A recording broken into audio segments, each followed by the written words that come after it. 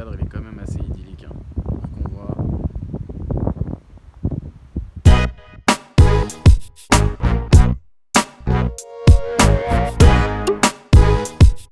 Comme je te l'avais dit sur la vidéo de la semaine dernière, que je te remets dans la description et dans la fiche juste au-dessus, je vais te présenter la préparation mentale au travers de différents sports. Et aujourd'hui, comme tu l'auras vu dans le titre, ça sera la préparation mentale dans le golf. Alors même si tu n'es pas golfeur et que tu te dis que cette vidéo ne va pas t'intéresser, regarde-la jusqu'au bout parce qu'il y a certains exercices qu'on a fait qui vont te permettre, que tu vas pouvoir récupérer et inclure dans ton sport. Même si par la suite, je ferai certainement une vidéo sur le sport que tu pratiques. Alors ce qu'il faut savoir sur le golf, c'est que c'est le seul sport, en tout cas à ma connaissance, où la balle est immobile. C'est-à-dire qu'au moment de commencer à jouer, la balle est immobile et que le seul moment où la balle sera en action, c'est une fois qu'on l'aura frappée, puis elle va de nouveau être immobile, on va aller jusqu'à la balle, on va la frapper, etc., etc. Et donc le golf, et c'est pour ça que je commence par ce sport, c'est parce que c'est le sport de préparation par excellence. Et forcément, la préparation mentale aura un très gros poids dans la pratique de ce sport. C'est un sport aussi dans lequel on va avoir énormément de temps entre chaque coup. Parce qu'entre chaque coup, il va falloir marcher ou alors prendre la petite voiturette. Et donc, ça va permettre au dialogue interne, donc à la petite voix à l'intérieur qui vous dit « Ah, le coup que tu as fait, il est nul » ou « Le coup que tu as fait, il est bien ». Il y a beaucoup de temps qui va se passer et donc le mental est très important dans ce sport. Pour la séance que je t'ai filmée, je vais t'expliquer un petit peu comment tout ça s'est déroulé. En fait, au début, j'ai demandé à Dylan de gérer toute sa partie d'échauffement. Donc de faire ce qu'il avait l'habitude de faire, voir un petit peu ses routines. Et moi, en fait, j'étais simplement en tant qu'observateur pour voir si déjà, dans sa routine d'échauffement, il y avait des choses qu'on pouvait mettre en place ou qu'on pouvait changer.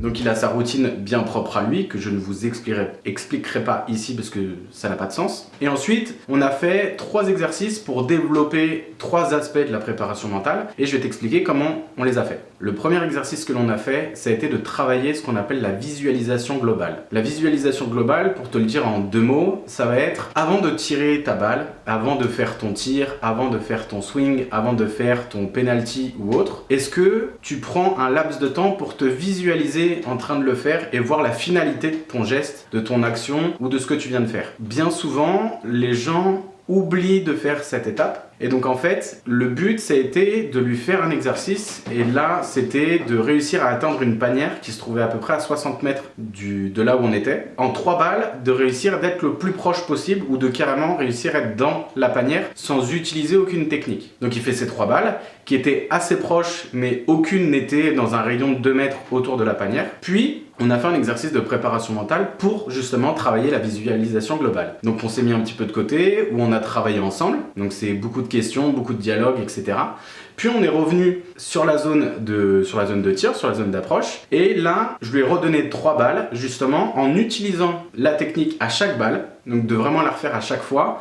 Et de voir si la comparaison de avec la technique ou sans la technique, voir s'il y avait un résultat qui était différent. Et là, sur les 3 balles qu'il a tirées avec la technique et avec moi en soutien, c'est-à-dire moi qui est derrière et qui le guide pendant qu'il le fait, les 3 balles sont arrivées dans un rayon de moins de 2 mètres de la panière et il y en a une qui a même réussi à toucher la panière. Donc vraiment une comparaison entre l'avant et l'après qui est vraiment extra et qui est surtout visible et vérifiable tout de suite. Après, ce qu'on a fait, c'est que dans un deuxième temps, je l'ai laissé prendre de l'autonomie vis-à-vis de la technique, donc essayer de se l'approprier, et j'étais là juste si lui avait quelque chose à me demander, s'il avait une question à me poser, ou alors s'il avait besoin d'un renseignement en plus.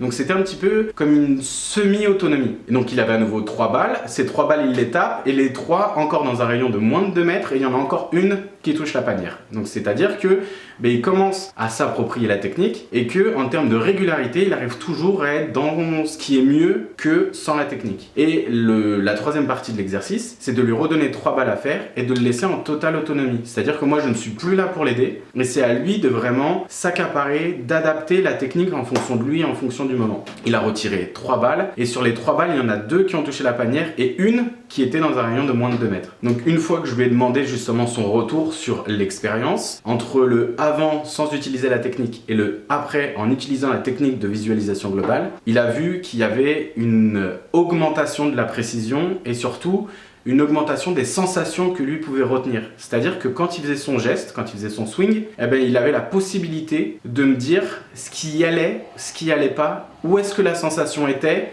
pourquoi la balle était partie dans ce sens-là, etc., etc. Et c'était des mots qu'il n'arrivait pas trop à avoir, ou tout du moins les sensations qu'il n'avait pas trop à avoir avant, sans avoir fait la technique. Sachant que sur ce premier exercice qu'on a fait, il a utilisé un club qu'il aimait jouer. Et si je te précise ça, c'est parce qu'il y a un exercice où je lui ai fait essayer un club qu'il aimait pas du tout. Sur le deuxième exercice que l'on a travaillé ensemble, ça a été de comment réussir à se mettre dans sa bulle et à couper les pensées lorsqu'on est en situation d'échec. Ou alors lorsque vous êtes au practice, au golf, ça arrive qu'il y ait des gens qui soient autour de vous, qui parlent, qui font du bruit. Et à ce moment-là, comment réussir à se mettre dans sa bulle, surtout quand on est en train de faire des swings et qu'on est en train d'échouer sur notre geste, comment réussir à se mettre dans la bulle. Et donc là, on a fait exactement la même chose que le premier exercice. C'est-à-dire que là, je lui ai donné 5 balles. 5 balles pendant lesquelles, moi, je lui demandais de faire des choses pour le mettre en échec. C'est-à-dire que je lui demandais de viser à droite et je lui demandais de mettre les pieds tournés vers la gauche pour que la balle aille dans l'autre sens. Je lui demandais de prendre un fer très long pour taper très court. Et pendant qu'il faisait ça, moi j'étais à côté, je parlais fort, je faisais en sorte de lui dire des choses pas agréables, comme de toute façon tu n'y arrives pas, t'es nul,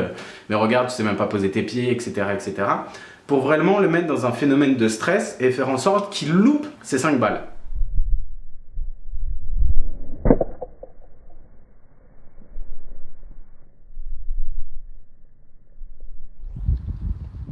Donc ça a été la première étape de l'exercice, donc il a tapé les 5 balles. Bien entendu, il a réussi à faire aucune des choses que je lui ai demandé, mais c'était ce qu'on voulait. Et donc une fois que la première partie de l'exercice était finie, on s'est mis un petit peu de côté et on a travaillé justement sur une technique qui permet de se mettre dans sa bulle et de couper les pensées qu'on appelle la vision périphérique. On a travaillé ensemble, donc pareil, questions, ressentis, etc. Puis on revient sur la zone de practice et là, même objectif, 5 balles, et l'objectif c'était de pouvoir, en fait devant nous on avait un drapeau qui se situait à 100 mètres, un drapeau qui se situait à 150 mètres et le but c'était de réussir à tirer tout droit entre ces deux drapeaux et de tomber derrière un autre drapeau qui était au niveau des 200-250 mètres. Donc l'exercice était simple, c'était ça. Et donc là, pareil, la première partie de l'exercice, je suis tout le temps avec lui et à chaque balle tirée, on refait la technique ensemble. Donc il tire sa première balle, on fait la technique, il tire la deuxième balle, on fait la technique, etc., etc. Sur les 5 tirs qu'il fait, le premier est tout droit, le deuxième est tout droit, le troisième est tout droit, le quatrième est le plus beau qu'il fait, et sur le cinquième, ça dévie un petit peu.